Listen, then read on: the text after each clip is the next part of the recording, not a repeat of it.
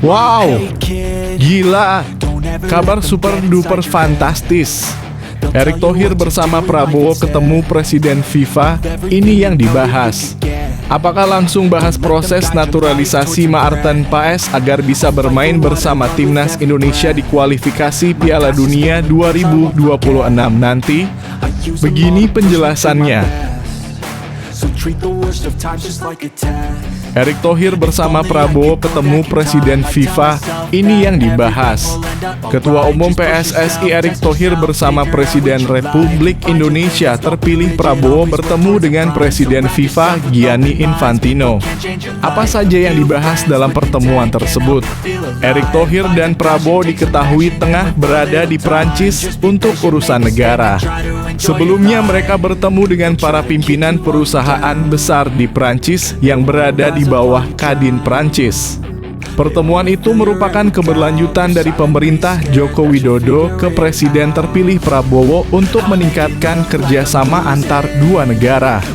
Namun dalam kesempatan itu juga Erick Thohir dan Prabowo datang memberi dukungan buat tim nasional Indonesia yang tengah berlaga di Olimpiade 2024 Paris. Erick Thohir juga sebelumnya telah mengunjungi kantor FIFA yang baru di Prancis.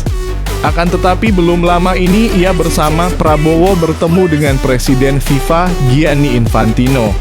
Hal ini diungkapkan Erick Thohir dalam unggahan Instagram pribadinya. Orang nomor satu di PSSI itu bersama Prabowo dan juga ditemani oleh Menteri Pemuda dan Olahraga Menpora Dito Aryo Tejo bertemu dengan Gianni Infantino. Erick Thohir mengungkapkan bahwa dalam pertemuan ini Prabowo selaku presiden terpilih terus mendorong kemajuan sepak bola Indonesia. Pria yang juga menjabat sebagai Menteri BUMN tersebut mengatakan bahwa Prabowo siap mendukung sepak bola Indonesia semakin berprestasi. Setelah bertemu dengan Presiden IOC, saya mendampingi Pak Prabowo bertemu dengan Presiden FIFA Gianni Infantino, ujar Erick Thohir. Dalam pertemuan ini, Pak Prabowo ingin terus mendorong sepak bola Indonesia yang sudah berada di jalur yang tepat agar semakin berprestasi, ucapnya. Untuk pertemuan ini, mantan pemilih Inter Milan itu mengatakan bahwa ada beberapa hal yang dibahas, salah satunya terkait transformasi sepak bola Indonesia. Menurutnya, Prabowo mengapresiasi FIFA, khususnya Presiden Gianni yang telah memberikan kesempatan Indonesia untuk melakukan transformasi. Transformasi sepak bola tanah air memang dilakukan setelah adanya tragedi Kanjuruhan yang menewaskan 135 korban jiwa. Untuk itu, Indonesia diberi kesempatan agar sepak bola di tanah air semakin baik, tak hanya soal prestasi. Akan tetapi, renovasi stadion sesuai standar FIFA pun dilakukan agar supporter yang datang ke stadion pun merasa nyaman nantinya. Pak Prabowo juga mengungkapkan apresiasi untuk Presiden Gianni yang sudah memberikan kesempatan Indonesia melakukan transformasi sepak bola bersama FIFA, kata Erick.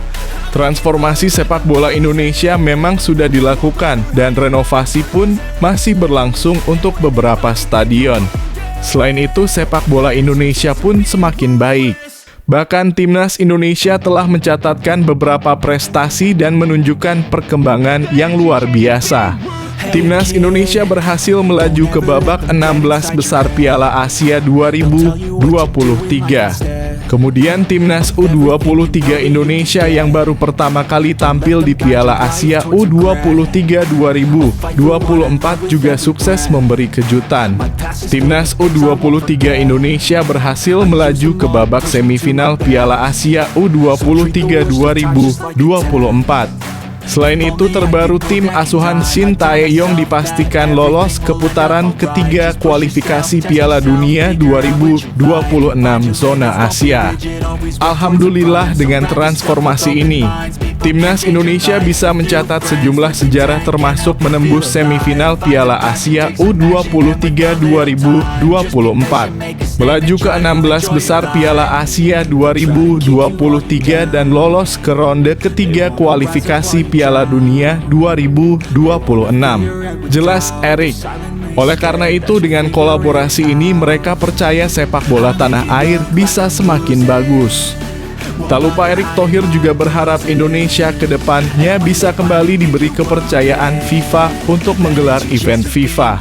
Dengan kolaborasi dan dukungan ini, kami yakin sepak bola Indonesia bisa semakin berprestasi dan diberikan kesempatan untuk menyelenggarakan event FIFA ke depan, tuturnya.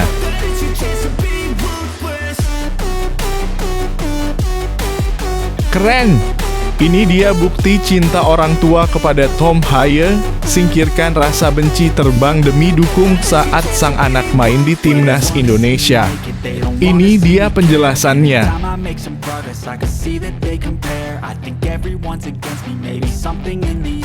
Bukti cinta orang tua kepada Tom Haye, singkirkan rasa benci terbang demi dukung saat sang anak main di timnas Indonesia.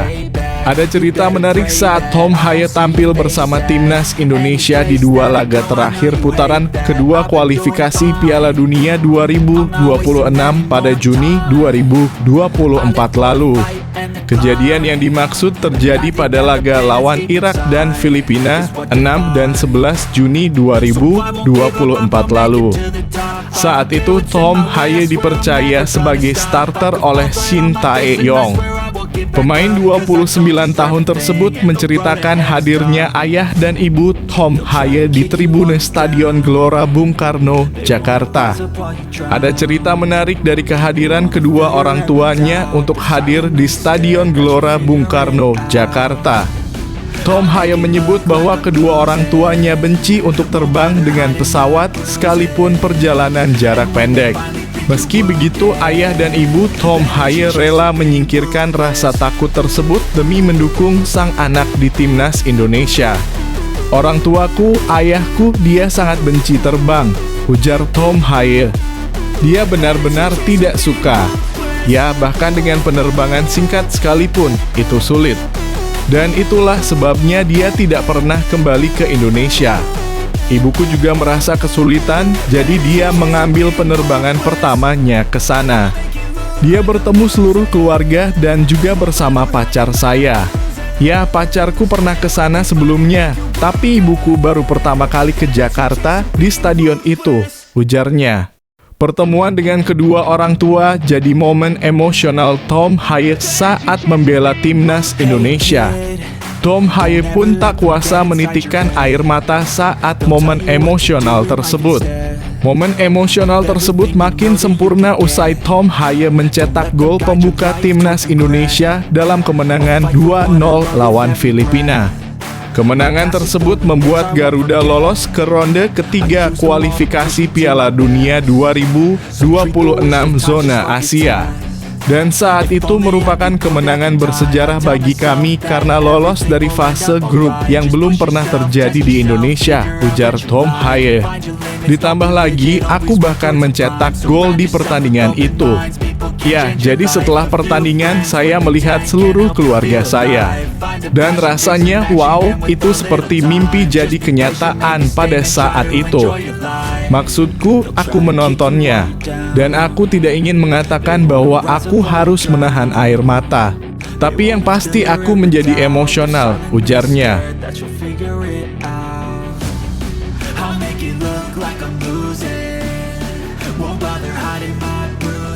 Gokil! Presiden FIFA langsung akui Prabowo setelah bertemu, dan Presiden FIFA langsung ingin jalin kerja sama dengan Indonesia dan PSSI. Erick Thohir langsung minta bantu proses naturalisasi Maarten Paes agar bisa membela timnas Indonesia yang akan bermain di ajang kualifikasi Piala Dunia 2026 ronde 3 pada bulan September nanti. Begini katanya.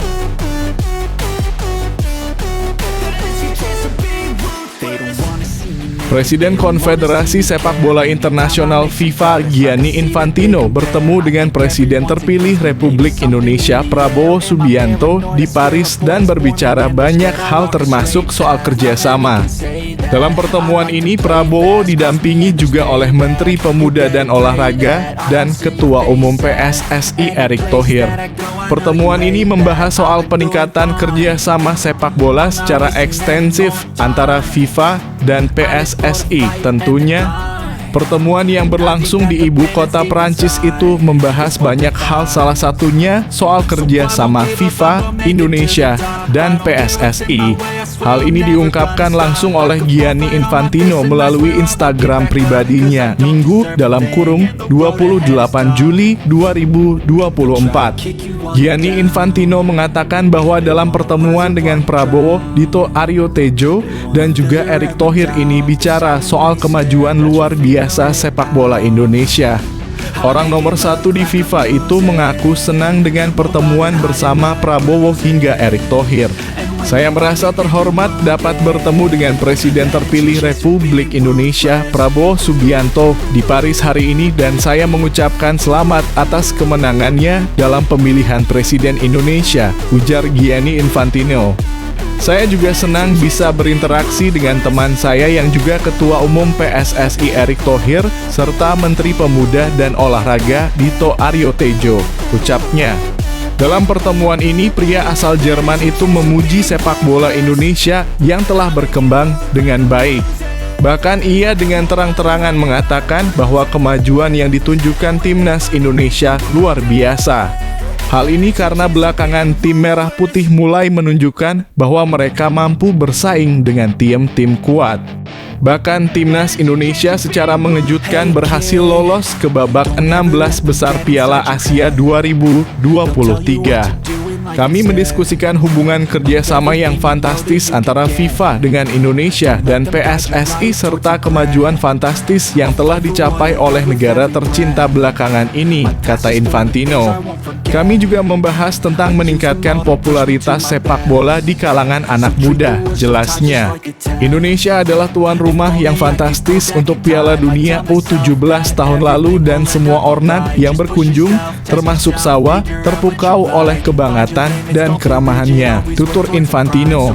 Jelas terlihat bahwa masyarakat Indonesia hidup dan bernafas dengan sepak bola.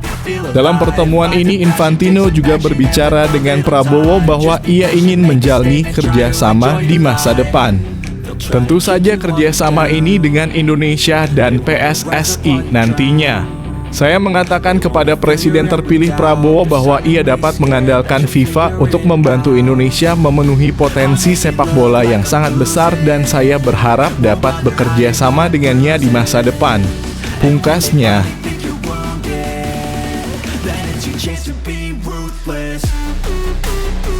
Shin Tae-yong ungkap 3 kerumitan yang mengadang timnas Indonesia di kualifikasi Piala Dunia 2026. Pelatih timnas Indonesia Shin Tae-yong mengakui skuad Garuda menghadapi tantangan rumit saat berlaga di putaran ketiga kualifikasi Piala Dunia 2026 nanti. Ada 3 masalah rumit yang harus diatasi pelatih asal Korea Selatan itu. Timnas Indonesia masuk grup C kualifikasi Piala Dunia 2026 bersama Timnas Jepang, Timnas Australia, Timnas Arab Saudi, Timnas Bahrain, dan Timnas Cina. Grup C kualifikasi Piala Dunia 2026 dapat disebut sebagai grup neraka karena 3 negara adalah langganan Piala Dunia yang meliputi Jepang, Australia, dan Arab Saudi. Jepang 4 kali lolos ke babak 16 besar dalam 7 kali partisipasinya di Piala Dunia. Australia 2 kali melaju ke per-8 final selama 6 kali bermain di putaran final. Sementara Arab Saudi sekali menembus 16 besar Piala Dunia dari 6 kali pengalamannya di Piala Dunia. Dari 18 peserta putaran ketiga kualifikasi Piala Dunia 2026 yang dibagi ke 3 grup, hanya juara dan runner-up grup yang akan lolos ke putaran final. Tim peringkat ketiga dan keempat bakal bermain lagi di putaran keempat kualifikasi Piala Dunia 2026 dan tim posisi kelima dan keenam bakal tersingkir. Apa sebenarnya 3 kerumitan yang dihadapi timnas Indonesia menjelang babak ketiga kualifikasi Piala Dunia 2026? Harus bikin rencana yang mantap. Tak satu pun dari kami yang menganggap ini mudah. Tapi menurutku semuanya berjalan baik. Jepang dan Australia berada di puncak dan jika 4 tim di bawahnya saling bertarung, peluang akan terbuka, kata Shin Tae-yong. Shin Tae-yong menggarisbawahi 3 kerumitan yang mengadang timnas Indonesia. Kualifikasi ini adalah perpaduan kompleks antara stamina para pemain tim nasional, perbedaan waktu para pemain yang melakukan perjalanan dari Eropa, dan juga soal penerbangan. Pelatih harus mempertimbangkan segalanya. Sebuah rencana harus dibuat sesuai dengan kenyataan, imbuhnya. Menurut saya tidak masalah karena kami tidak menargetkan posisi 1 atau 2 di grup C kualifikasi Piala Dunia 2026, ujar Shin Tae-yong. Kami lebih baik melawan tim yang lebih kuat seperti tim peringkat 1 atau 2. Jika ada situasi saling mengalahkan, itu akan bagus. Jujur, di grup kami, Jepang dan Australia memiliki peluang tertinggi untuk lolos ke Piala Dunia 2026, ucap Shin Tae-yong.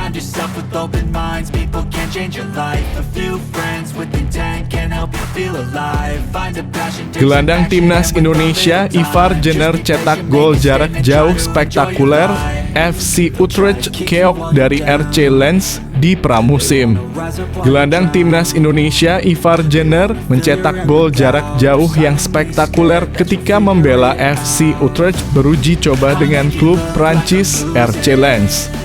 FC Utrecht berlatih tanding 2 kali dengan RC Lens di Sport Complex Zoudenbalch, Utrecht.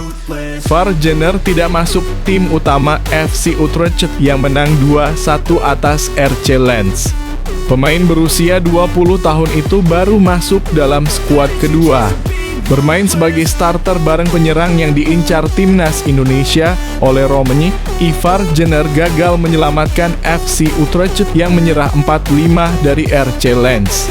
Ivar Jenner menjadi pencetak gol kedua untuk FC Utrecht pada menit ke-34. Pemain kelahiran Utrecht, Belanda pada 10 Januari 2004 itu melepaskan tendangan keras dari luar kotak penalti yang menghujam gawang RC Lens. Namun, Ivar Jenner tidak bermain penuh. Pelatih FC Utrecht Ron Jans menariknya keluar pada menit ke-60 untuk digantikan oleh Rafik El Arguyowi. Sebelumnya ketika FC Utrecht menang 2-0 atas Schalke 04 dalam uji coba di Sportan Laga Ernst Kusora Wokrasenplatz 7, Gelsenkirchen, Ivar Jenner juga berlaga sejak menit awal. Ivar Jenner sebenarnya adalah pemain Jong Utrecht, tim satelit FC Utrecht yang berkompetisi di Eerste Divisie atau divisi kedua Liga Belanda pada musim lalu. Tetapi pemain FC Utrecht dan Jong Utrecht termasuk diperbolehkan untuk naik turun kasta, dan keadaan itu telah terjadi terhadap Ivar Jenner. Ivar Jenner sempat 3 kali masuk skuad FC Utrecht pada awal musim Eredivisie 2023/2024 sebelum diturunkan ke Jong Utrecht yang finish di posisi terakhir pada musim lalu. Pengakuan Shin Tae-yong sering dirayu klub-klub K-League, tetapi emoh tinggalkan timnas Indonesia yang dibangunnya. Pelatih timnas Indonesia, Shin Tae-yong, membuat pengakuan mengejutkan. Ia mengaku sering dirayu klub-klub K-League alias Liga Korea Selatan untuk menjadi pelatih di sana. Namun, Shin Tae-yong mengatakan menolak semua tawaran tersebut. Dia punya alasan khusus memilih tetap bertahan mengarsiteki timnas Indonesia. Seperti diketahui, Shin Tae-yong telah menandatangani kontrak baru di timnas Indonesia hingga 2027. Ia menaikkan kontrak pada akhir Juni hanya beberapa hari sebelum kontrak lamanya di timnas Indonesia habis. Gaji pelatih timnas Indonesia Shin Tae-yong disebutkan naik setelah menandatangani perpanjangan kontrak selama 3 tahun hingga 2027 pada 28 Juni 2024. Namun Shin Tae-yong juga ditargetkan oleh PSSI untuk membawa timnas Indonesia menembus 100 besar dunia. Saat ini tim berjulukan skuad Garuda itu berada di peringkat ke-134 berdasarkan ranking FIFA pada 20 Juni 2024. Mengapa Sintayong memilih tetap bertahan menangani timnas Indonesia meskipun mendapat tawaran bertubi dari klub-klub K-League? Ternyata Sintayong merasa harus melanjutkan apa yang sudah dibangunnya di timnas Indonesia. Sejujurnya saya mendapat tawaran tak terhitung dari K-League, tetapi saya merasa akan sayang sekali jika harus melepaskan tim yang sedang saya bangun di Indonesia, kata Sintayong kepada media Korea Selatan Chosun, Sabtu (27 Juli 2024). Kami baru saja lolos ke putaran ketiga kualifikasi Piala Dunia 2026.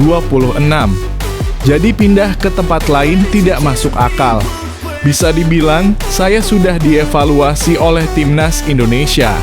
Saya pikir harus menghasilkan buah pada suatu saat nanti, imbuhnya. Ini dia target Sintayong. Menurut saya tidak masalah karena kami tidak menargetkan posisi 1 atau 2 di grup C kualifikasi Piala Dunia 2026, ujar Sintayong. Kami lebih baik melawan tim yang lebih kuat seperti tim peringkat 1 atau 2. Jika ada situasi saling mengalahkan, itu akan bagus. Jujur, di grup kami, Jepang dan Australia memiliki peluang tertinggi untuk lolos ke Piala Dunia 2026, ucap Sintayong. Sintayong mencoba realistis dengan membidik peringkat ketiga atau keempat supaya timnas Indonesia bisa melaju ke putaran keempat kualifikasi Piala Dunia 2026. Sintayong juga mengintipkan timnas Indonesia bisa melenggang ke Piala Dunia 2026 lewat jalur putaran keempat. Untuk itu, tim berjulukan Garuda ini harus menjadi juara grup. Target saya adalah mencapai posisi ketiga atau keempat grup. Akan bagus jika bisa mendapatkan 2 tiket ke Piala Dunia 2026, katanya.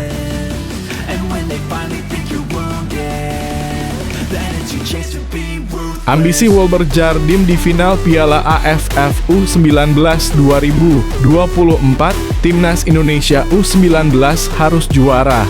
Pemain andalan Timnas Indonesia U91, Wolverhampton senang bisa berlaga di final Piala AFF U19 2024. Apalagi ini menjadi pengalaman pertama bagi pemain keturunan Brasil itu. Perasaan saya untuk datang ke final bagus sekali, kata Jardim di situs resmi PSSI. Wolverhampton menyebut timnas Indonesia U19 bekerja dengan keras, baik sebelum berlaga di Piala AFF U19 2024 atau ketika tampil di ajang itu. Kami bekerja keras, semua teman-teman fokus buat latihan seperti sekarang, ujarnya. Namun Wolverhampton mengingatkan timnas Indonesia U19 agar selalu menjaga konsentrasi. Itu akan menjadi modal yang penting untuk menjadi juara Piala AFF U19 2024. Harus konsentrasi dan fokus buat latihan untuk datang ke final. Lalu kami akan menjadi juara, tandas Wolverhampton.